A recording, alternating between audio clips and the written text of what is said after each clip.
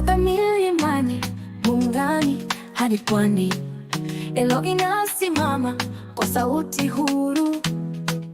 Kwa uadilifu na haki, sisi tuko imara. Kenya mpya kwa matumaini ya dhati. Kutoka kaskazini, kusini, mashariki na magharibi, tunajivunia Kenya, nchi ya matumaini. Kwa uadilifu na amani, sisi tunaimba kwa kusema ELOG for credible, peaceful, free and fair elections. Tunatoka kwa jamii, vikundi vya kidini na mashinani, sauti za wanyonge na sauti za wenye nguvu. Hakuna aliyeachwa, sote ni sawa. ELOG ni mwangaza wa mabadiliko ya haki. Kutoka kaskazini, kusini, mashariki na magharibi, tunajivunia Kenya, nchi ya matumaini. Kwa uadilifu na amani, sisi tunaimba kwa kusema ELOG for credible, peaceful, free and fair elections.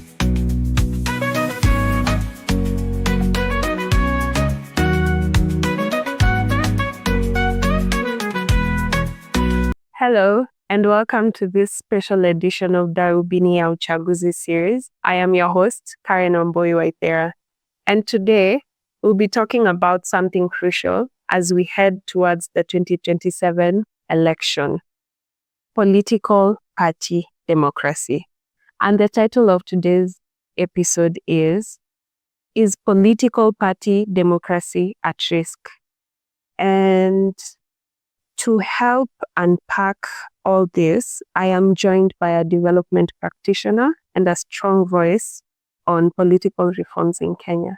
Please introduce yourself and karibu to the podcast. Thank you very much. I'm Kennedy Masime, the Executive Director of the Center for Governance and Development. Now, CGD has engaged with the party reform for the last, I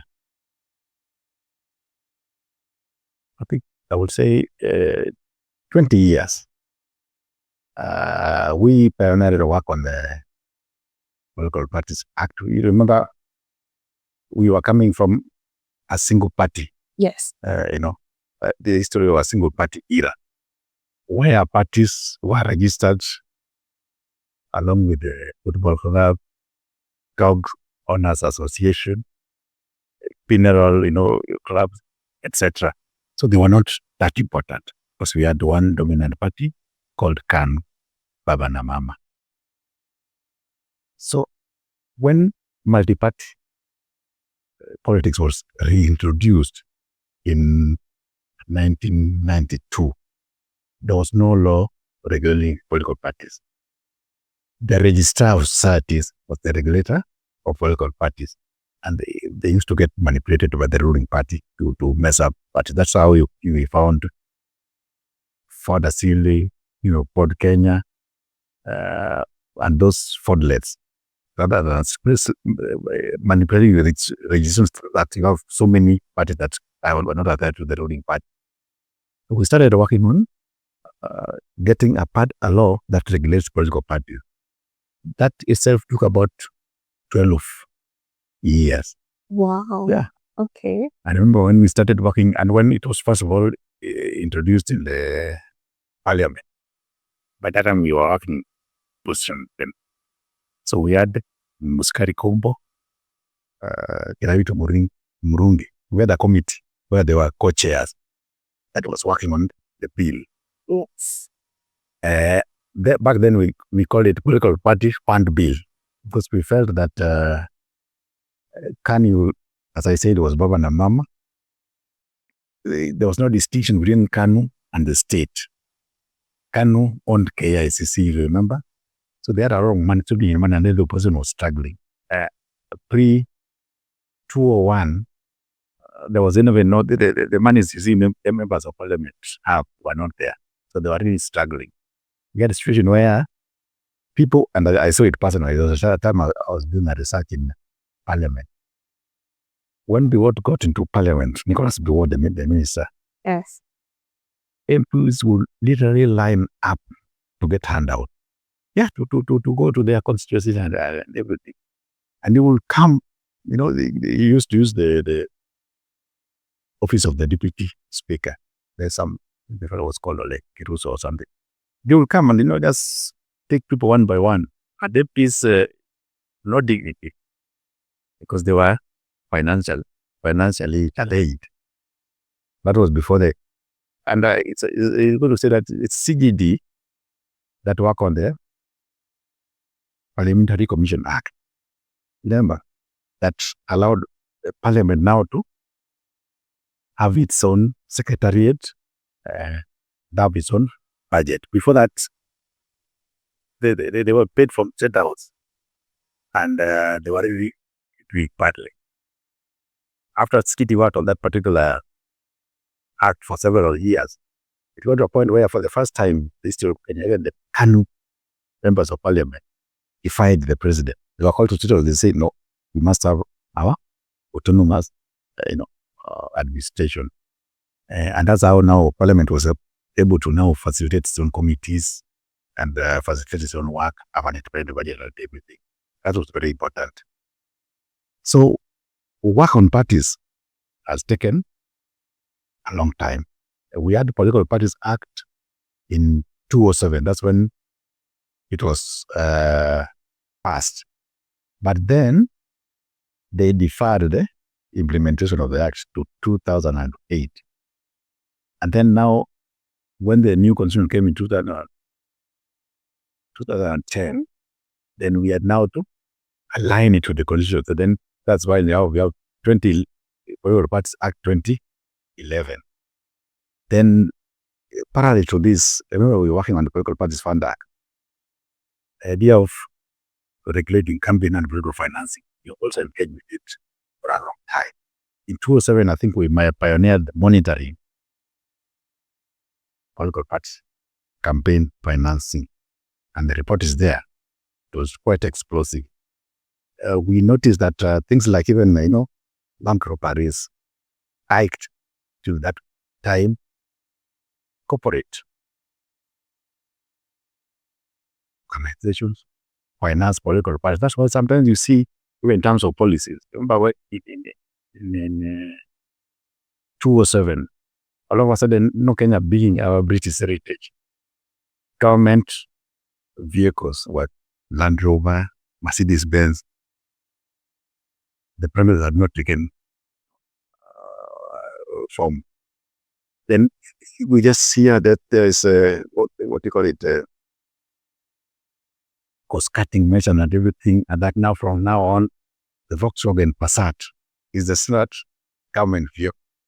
And then after a year, the deal is gone. We are back to the Prados and the Mercedes-Benz. That tells you that people pay. People who fund political parties recoup their money. And those are some of the reasons why we were campaigning for an election campaign financing act. Like I said, maybe you are too young, but 92, remember 1992, when money was just printed literally to fund campaign. Remember the 500 notes, it was released for the first time. It was called Jirong. So those who you can remember, named out an individual. He was the chair of the Youth for KANU, 92. That was really dishing money around, like for that boy was getting into.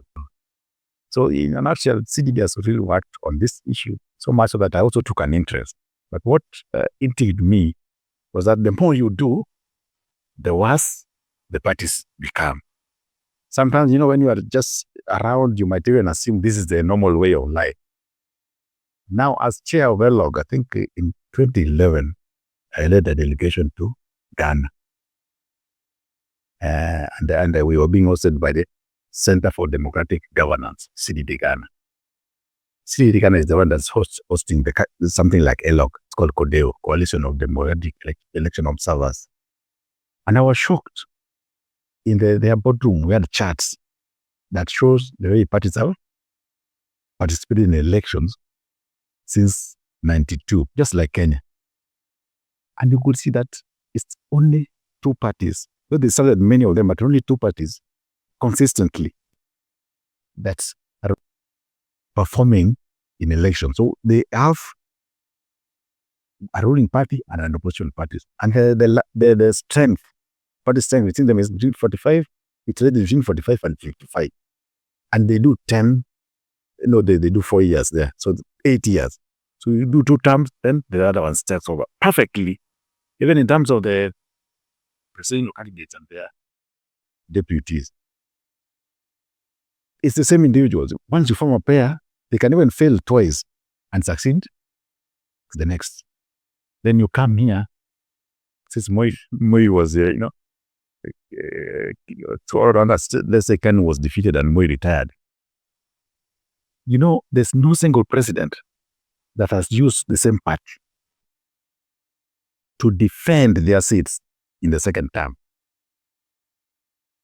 They have to change parties. Then now you see the differences, and then you wonder why.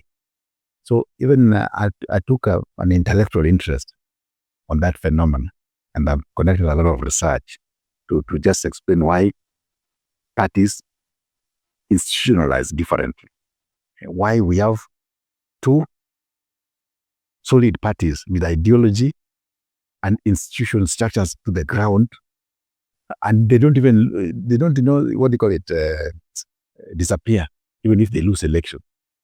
Then here in Kenya, we only have the only constant is individual. For instance, Raila Odinga has been a presidential candidate for the last 5 elections also, and he gets 45 and above. Yeah. And he has to get into a coalition. He used ODM in the 2007, then CORD, NASA, Azimio. Yes. So what's not happening? You see? That means we don't have parties in Kenya, strictly speaking. Other than being defined by the law, they are legal parties, but in the substantive terms of which we don't have parties.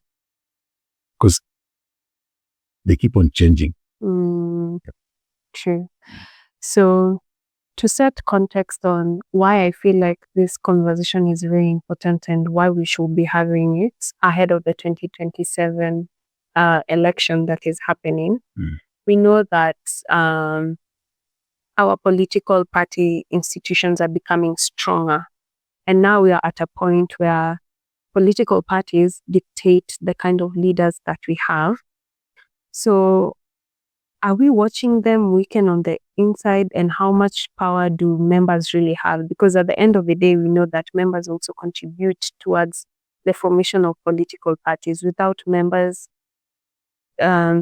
truthfully, in my view, there is no political party. And with the 2026 deadline coming for reform, what reforms are urgent? So as we're setting into this conversation, I'd want people to understand the key terms that you're going to use.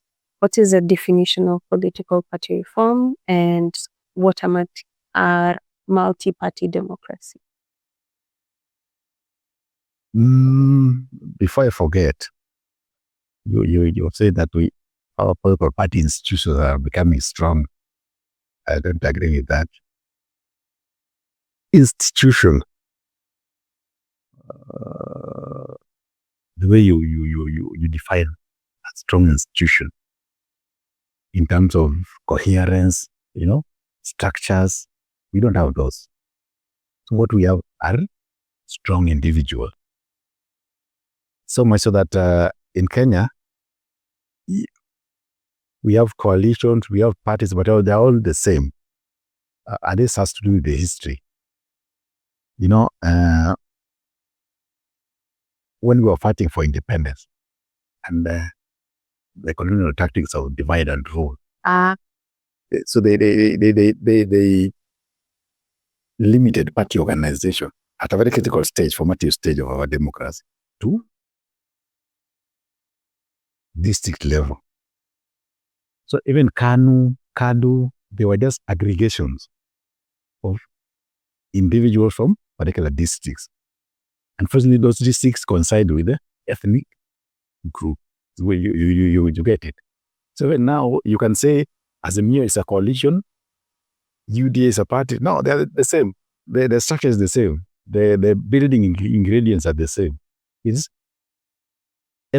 ethnic elite coming together and forming an outfit to fight for power, whether they call it coalition or party. You get the point? So people say we have ethnic parties. I would be happy if we can add ethnic parties. Okay. Because what we have are elite outfits that fight for power, but then they manipulate the ethnic groups. Coming back to your question, you want to know what is a multi-party democracy and why we are pushing for party reforms. No, and this is also very important that we have in our constitution the word Kenya is a multi-party democracy and not a constitutional democracy or even a parliamentary democracy. Like I said, it's because of our history. Coming from a de jure one-party dictatorship, we felt that the idea of having parties to allow people to express themselves and enjoy their political rights is very important, and we put in the constitution. And even now, democracy, imagine Greek, the one that democracy ruled by the people. In Greece, it was a small city-state where all men, and I made to understand even women, didn't appear to the public square, what they call the agora, to transact the business of the city-state. Now with the big countries like Kenya, very complex, all of us cannot get into the public square to transact governance and make decisions. So, political party as an institution, I think there is no equivalent. So when you talk of democracy and representative, because of the nature of the state and the size, scale and everything, it has to be representative. Not everybody can go to parliament. So you have to elect individuals to go and process your interest into policies and laws. This process requires political parties. So parties are indispensable for multi-party democracy. And for parties to be able to collate, aggregate, and process your interest into the laws that govern you, the policies that regulate what you do and everything, they have to be strong as institutions. You get it? But that's not happening. You get it? When you go to the parliament, you know who is pulling. It's not the party. When you hear of party whips, you get it? Party whip is literally whipping, as in kuchapa kiboko. When you go to serious democracies like UK and everything, the whips are very strong. But the party as a party line, in terms of this, our party, this is what we stand for, this is our ideology. So when you are falling out of the line, they whip you into line. And sometimes a bit understand in the UK, they get ready to step on your toe as you get into the lobby to vote, so that you get to know that you are here for party A, we stand for A, B, C, D, and they represent these people, and this is their stand. That's not happening in Kenya. That's why political parties are very important. In fact, the constitution is just a structure. Party and party process are the software. So you can now have the hard disk, but without the software. So that's why party reform are very important. We can have the constitution as a document. This is very perfect. But how do we bring life into it? It's the party. Especially now that we have chosen that we decided that we are a multi-party democracy, then it's the parties that will see us govern ourselves well and achieve our development goals. Just to divert a bit. Yes. We saw that Gloria Orhoba was expelled for allegedly ignoring the party rules. Do you think that was politics, or it was now a good example of a party whooping someone back for going out of bounds for what they even as a party? The problem is that will be okay if the parties themselves adhere to their ideology and manifestos. But now in Kenya, the reverse is the same. The parties have abandoned their ideology. Still, they don't have an ideology. That there's no manifesto. So even members are at a loss. When we go to the 2022 election, we had two major camps, Kenya Kwanza and Azimio. They had their manifestos. They told us what they stand for. But what do you get? Immediately, people get into parliament. How many Azimio MPs went to the other side?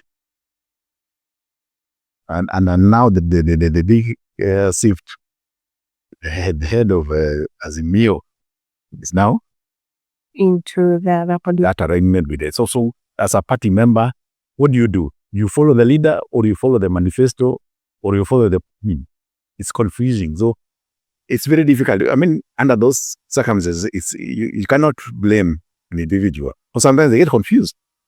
They if there was a document, the manifesto or constitution that's consistently followed, then you can easily fault someone. But now, it's a situation where you really have to read the what do you call it, the mood of the leader, and sometimes you can separate it because you are human. Yeah, and that's a challenge. Interesting. I think it's very interesting that you're seeing that we have more of elitism, like political parties, more than ethnic, which is what is allegedly perpetuated by our leaders. No, if you had ethnic parties, an ethnic party, in my understanding, is a party that represents that ethnic group. Let's say if you had a Luo party, like a Kui party, that represents the interest, the fishing industry, the sugar industry. If you have the Central Party of Mount Kenya for that, coffee and everything, I mean, that will be a very positive development.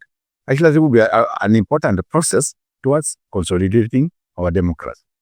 Because we already have it in the constitution. The parties have a national character.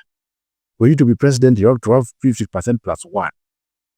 So, if you had pure ethnic parties that serve ethnic interests, the party system ironically be stable. The problem is we have elite interests and elite-led parties. Yeah. That's why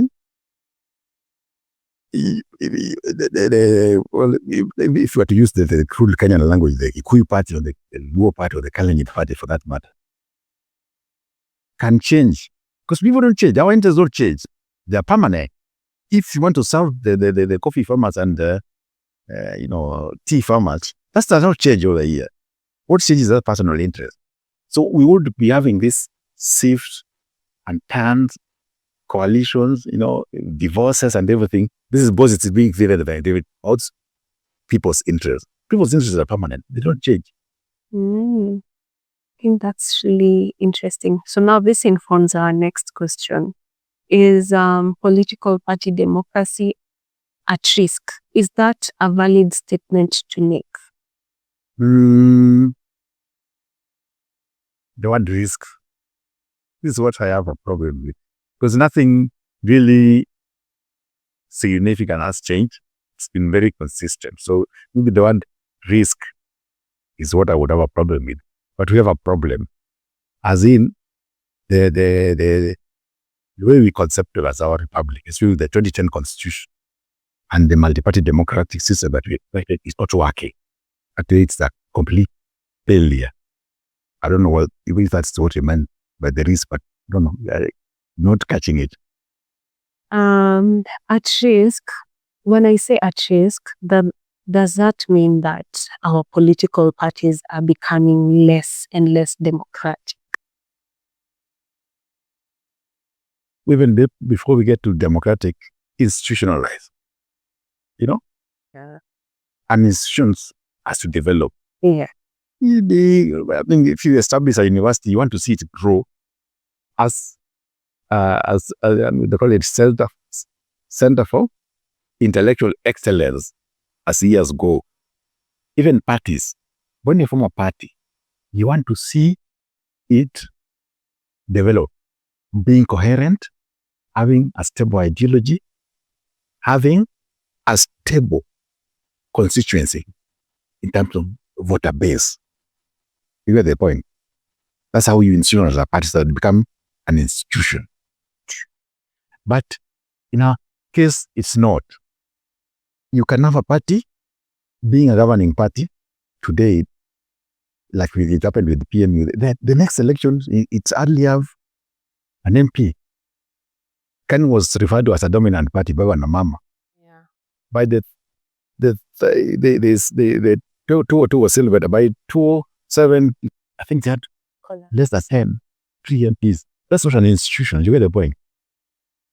And it's very important to have consistency. You get it?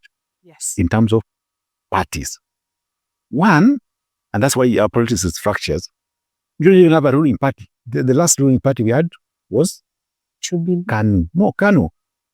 No, I'm using the wrong term. Not ruling, majority party in parliament. Because you have a ruling party, whether it's minorities, that's still a ruling. But no party has 50%. Other than KANU. KANU is the one that had 50% in 92 and 97. After that, it has fractured. So the parliament has to be very unstable. You get the point? Aye. If you go to Ghana, for instance, or the US, we have the majority party, the minority party. Minority.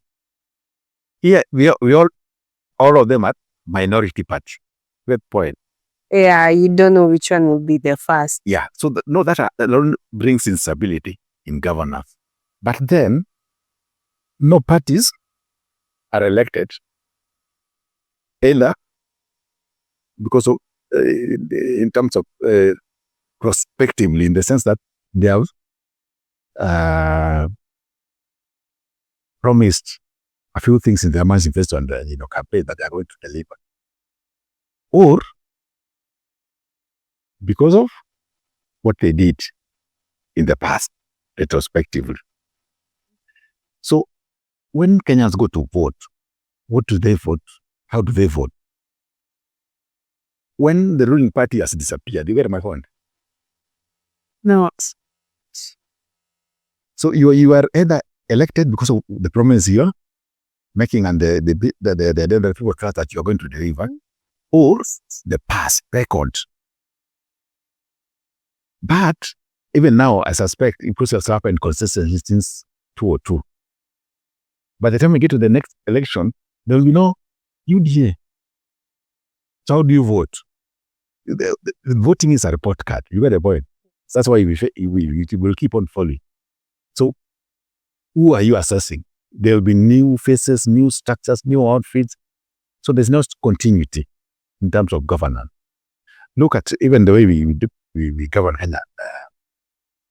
Despite challenges during the Kibaki era, there were certain things that were established.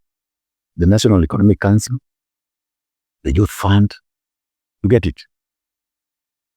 We also want but that has been there historically, the NYS, National Youth Service. Then you have a new government coming in, let's say Jubilee Coalition for that matter in 2013. They get into parliament, all these things are gone. Vision 2030 cannot be implemented consistently. So how do you govern yourself with that kind of chaos? You, instead of youth fund, now you have Uwezo. The NYS, someone commented that that's only happened during wartime. the budget was increased how many fold? And the money, most of it lost. So parties are very important for governance. And if you don't have parties, then you have challenges. Because how do people channel their interest? And how do this get processed? That's why it's very important for parties. And we won't implement our constitution or enjoy our democracy without proper parties. Yeah. So talking about challenges, what would you say are the biggest challenges facing political parties today when it comes to internal democracy and governance? First of all, there's hardly any internal democracy. Like I told you, it's unfortunate that in the post, 2010 era, where we have these challenges. In 2007, even despite the challenges that we had, parties used to try. When ODM was nominating their president candidate, there was an attempt at a delegate conference and some election.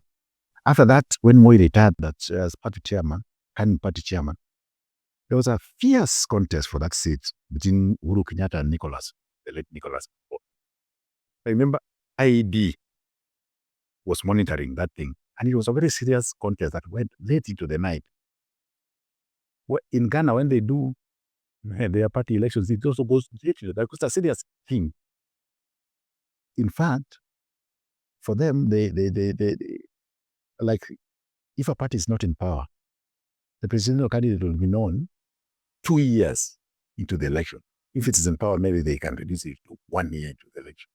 Where's the point? Yeah. So we have a challenge.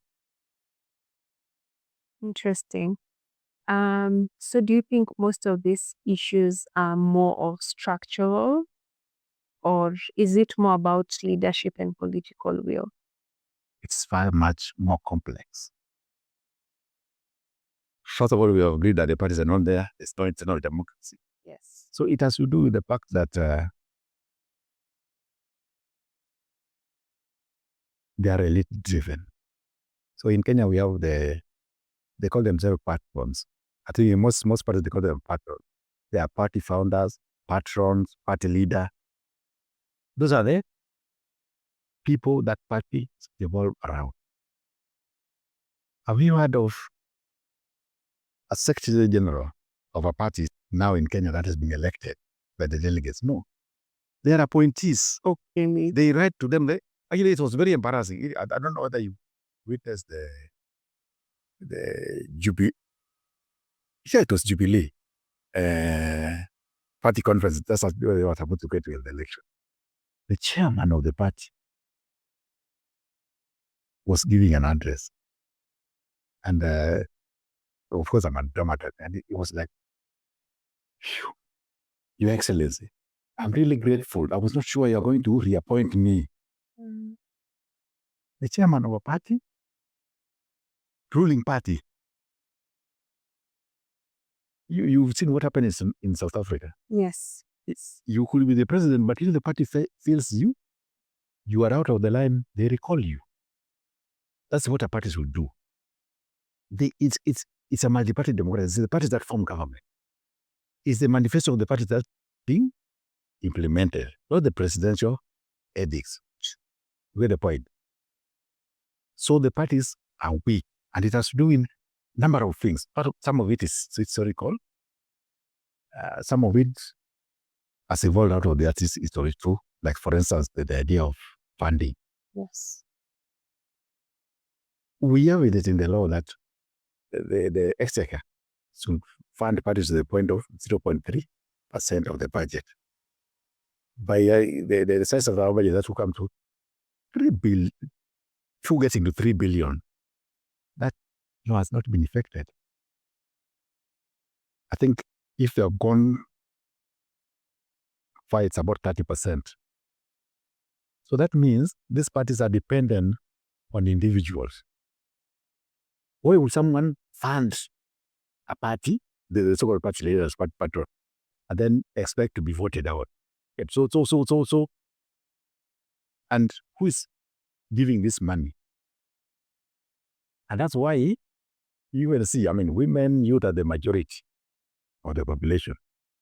If you are talking about democracy, then the leaders will be a true representation, proportionate to the population, a true reflection of the population.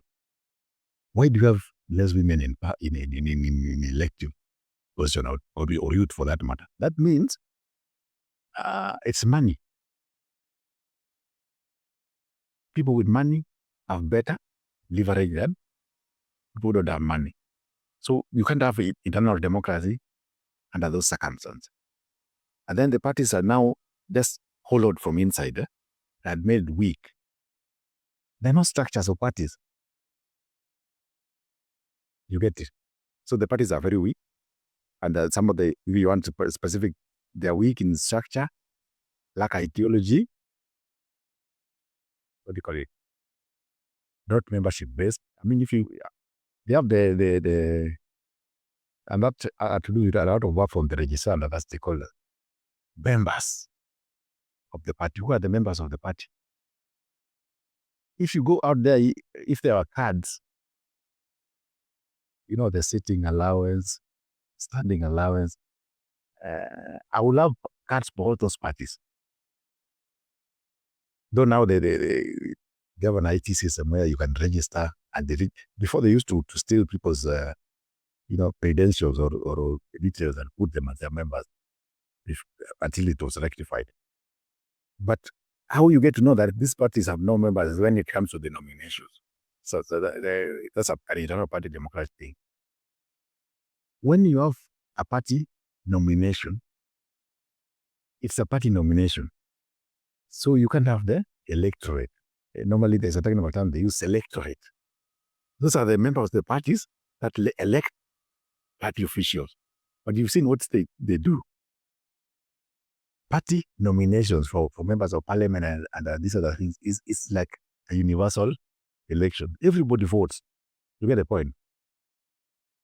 Now tell me, you've seen IEBC. What budget does it have? 45 billion to conduct national elections, universal suffrage. And it strangles. Then these parties, none of them can raise 2 billion. And then they want to use the electoral register with everybody to vote. That means they don't have party lists. Oh, that's you get the point. Yeah. So how do you have nominations when everybody's voting, whether they're members? So and then they now allow money for to work. The fellows who normally get elected are people have money who can bus, lorry loads of people to go to the polling station. Really? Hire you to disrupt things and get. Yeah. Sometimes they want to even sponsor the nominations themselves.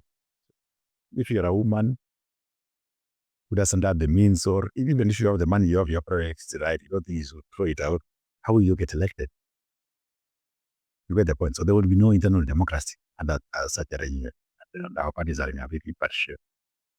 What are some of the risks that we'd face if we do not prioritize political reform ahead of the 2027 election? Because clearly we can see we have a trend.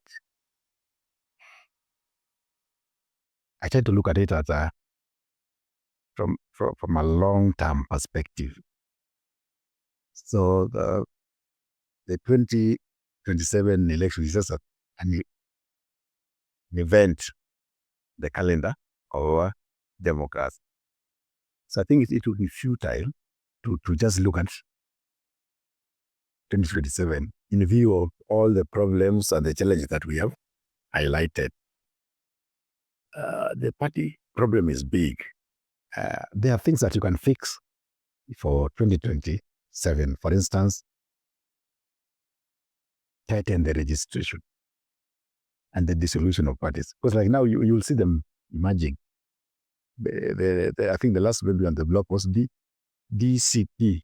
Yes. Democracy is something people joke that is as a district commissioner's party or Something I don't know the proper wording.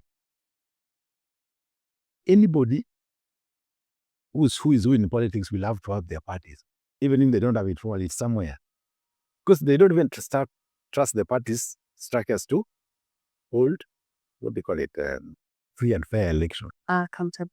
So if you need to be in the ballot, you have to have your party somewhere, so that you're guaranteed nomination. I mean, if you have a population of 50 million people, 50, I think now we are going to 55, 60, because the next one is 2029, the next census. How many parties do we have? We don't need those many parties.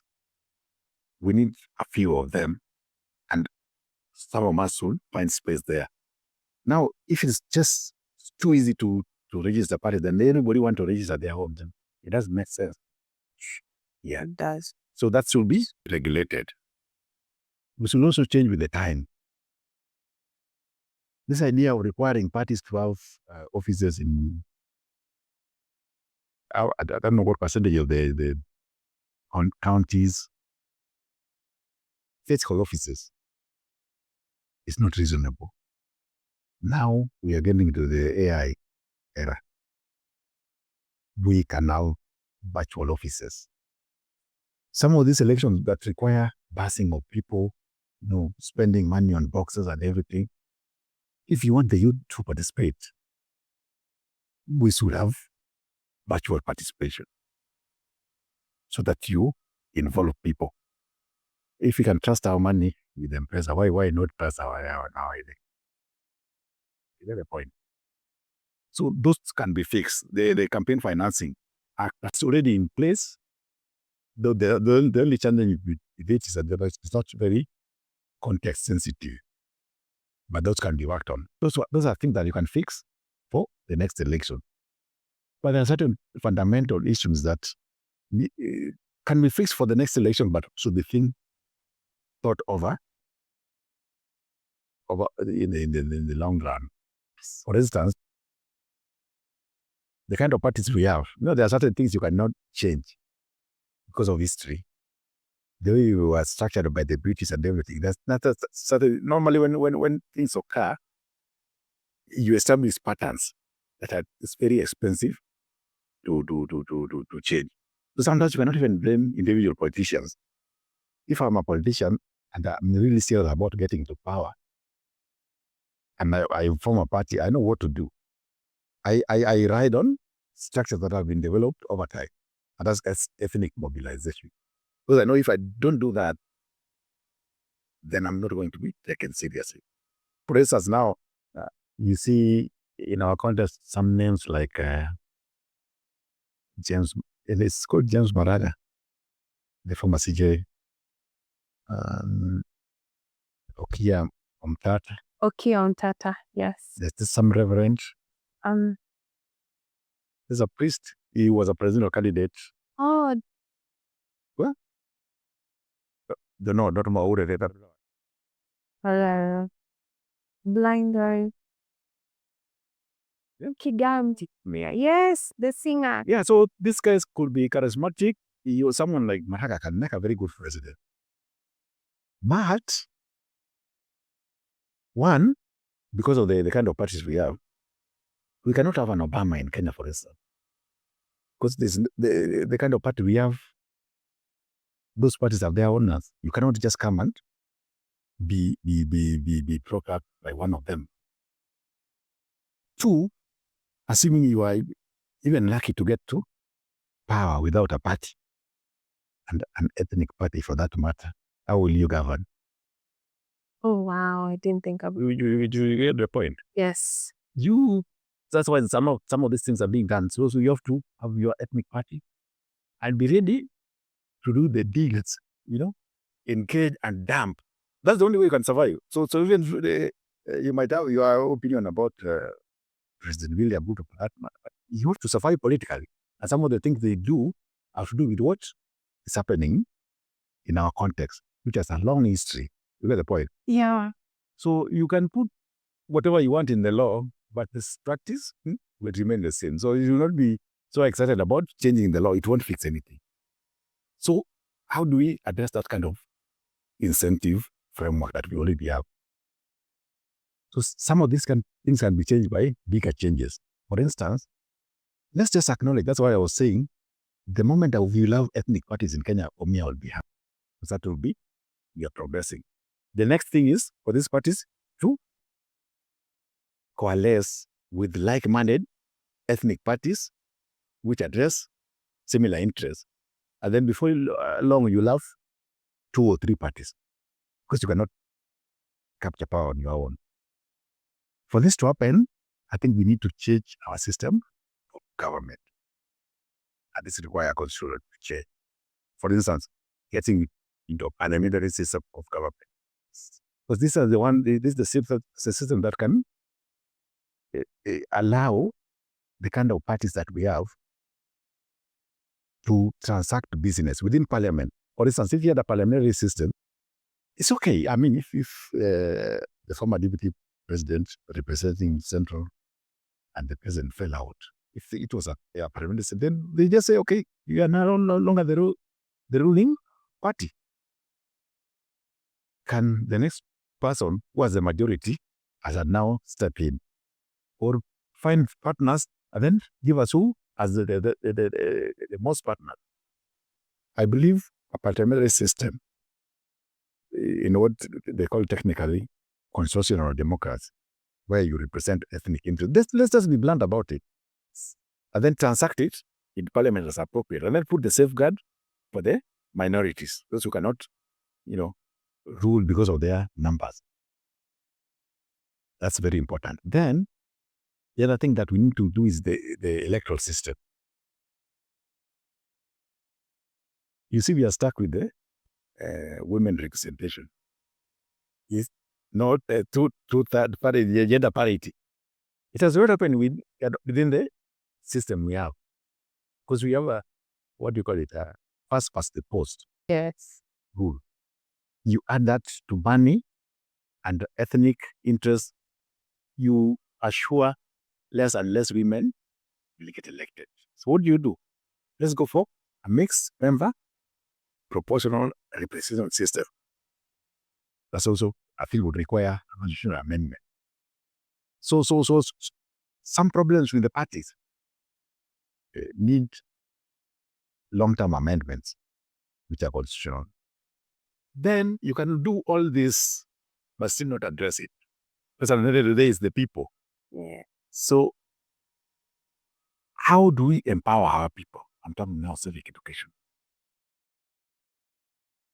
Members who are supposed to be now holding their leaders accountable. If the members are the one telling leaders, leading presidential campaigns to get in the room and give us a name, that means they don't see their role in the democracy.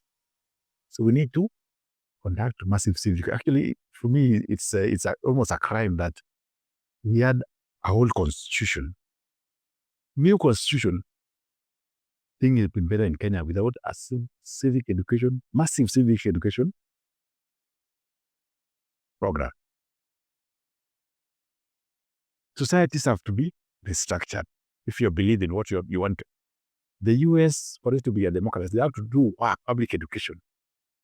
Germany, after going through the Nazi era, for it to be a democracy, they really have, and you have to educate people. Even ELOG, I mean, you cannot introduce a strategic plan or a program without empowering the employees. That's how we work. That's the point. So that's a gap that we need to do. And civic education must be deeper. When you talk of civic education, you have the civic knowledge. So what's a democracy? What are the issues? How do I vote for? I mean, what's the role of a senator? What's the county supposed to do? What's a parliament supposed to do? That knowledge is required. I want to believe we have a bit of that. But then you have to go to the civic skills, the participatory skills that you need to action the democracy and the structure that we have. I think we are lagging behind in that. Then you need to even go deeper in terms of now the civic disposition. These are now the traits in terms of, at the private level, discipline, at the public level, respect for human rights, tolerance, you get it, that are needed to have a democracy run. These are not things that can be learned overnight. They take time, but you have to be on it. That's why when you though it is independent, but I mean they can refer to it. When we're talking about now CGD and ELOG, and the fact that there's a gap in terms of the way funding is done. These are not things, just supporting a bill and putting it in parliament will not change things. These things need to be worked on over time. I told you to 12 years to get into the Parliament Act 207. That means doing research. That means convening people, debating these issues until they get saturated, until it sinks. It's not something you can do overnight. So by now, the issues that we are highlighting, we should have organizations and platforms that are dealing with them year in, year out consistently until it's get to the psyche, the public, that we're not going to make progress without addressing these issues. That's why I had a problem with you talking about 207. This is a small event in the calendar of our democracy. So if you think along those lines, we are going to get stuck, then we'll just be doing the periodic thing. Okay, we are running out of time. 207 is coming. What can we do? No, we can't do it. We know the vision that we had. It's defined in the Constitution. What does it take to get there? Those are things that we need to work, do research, reflect, debate, and saturate so that everybody is on board. Otherwise, we will have this hollow institution. They are there. The citizens don't even understand whether they have anything to do with them, their role and everything. Without that, it won't work. You get the point? Yes, I do. Yeah. In 1 minute, can you give us a closing remark? Okay. And I'm now looking at ELOG, we have a long way to go. I think I've highlighted the long-term work that needs to be done. ELOG is a domestic observation platform. That means it has to do observation and monitoring. Now, technically, when you talk about observation, is the election day and process. Just look at what happened and report like we do. But monitoring will mean engaging with these processes. We need to make sure that parties are working. We need to make sure that campaign financing is regulated properly.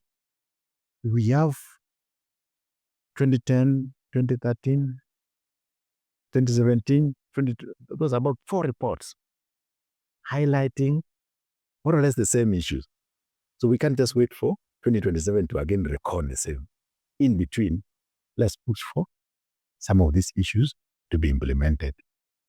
I think that's the only way we can achieve our objectives. Thank you very much. I guess my closing remark to our listeners today is, I think one thing I'm picking up from all these conversations we're having is change is not something that is abrupt. It's something that you engineer into the societal constructs consistently and continuously. So as we go on with our day-to-day life, may we be able to know that politics is what you're doing. It can be conversations. It is how we live as a society. And if politics determines everything, then we should be keen on the structures surrounding it, like political parties. And with that, I'm encouraging you to plug in on more of our conversations. We're also welcoming you to read our report and Center for Governance and Development work. Follow us on our social media on Instagram, Twitter, and TikTok at ELOG KNY. And that's our aqua episode. Thank you very much.